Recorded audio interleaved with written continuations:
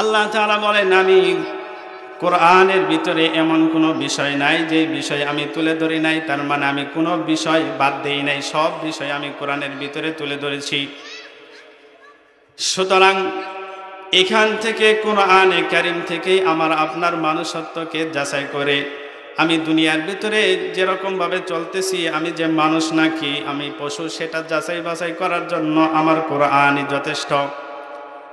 কোরআনে কারীমের ভিতরে আল্লাহ তাআলা সব বিষয় যেহেতু তুলে ধরেছেন, একজন ব্যক্তির দুনিয়ার ভিতরে চলতে হলে যাবতীয় যা কিছু প্রয়োজন আছে, যাবতীয় প্রয়োজনীয় সব বিষয়গুলি আল্লাহ পাক রব্বুল আলামিন কোরআনে কারীমের ভিতরে তুলে ধরেছেন।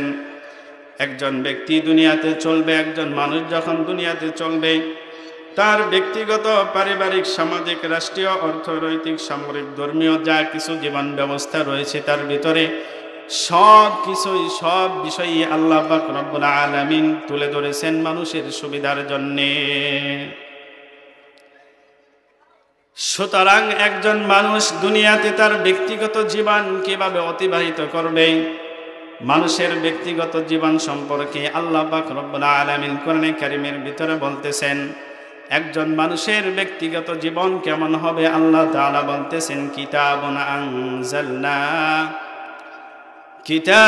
আনজালনাহু ইলাইকা লিতুখরিজান নাস মিনাল যুলুমাতি ইলান নূর। আল্লাহ তাআলা বলেন, ও রাসূল, আমি আপনার উপরে কিতাব নাজিল করেছি। কি জন্য আপনার উপরে কিতাব নাজিল করলাম? লিতুখরিজান নাস, মানুষদেরকে বের করে আনবেন, এই কারণে আমি আপনার উপরে কিতাব নাজিল করেছি। মানুষদেরকে বের করে আনবেন কোথা থেকে? মিনাল যুলুমাতি ইলান নূর, মানুষদেরকে অন্ধকার থেকে আলোর দিকে আপনি মানুষদেরকে বের করে আনবেন, এই কারণে আমি আপনার উপরে কিতাব নাজিল করেছি। সুতরাং বোঝা যায় যে একজন ব্যক্তির জীবন পরিচালনার ক্ষেত্রে, জীবন কিভাবে পরিচালনা করবে, পরিচালনা করতে হলে একজন ব্যক্তির ব্যক্তিগত জীবন পরিচালনার জন্য কিতাবের প্রয়োজন আছে। আর আল্লাহ তাআলা আমাদের ভিতরে যেই কিতাব নাজিল করেছেন সেটা হলো আল কোরআন।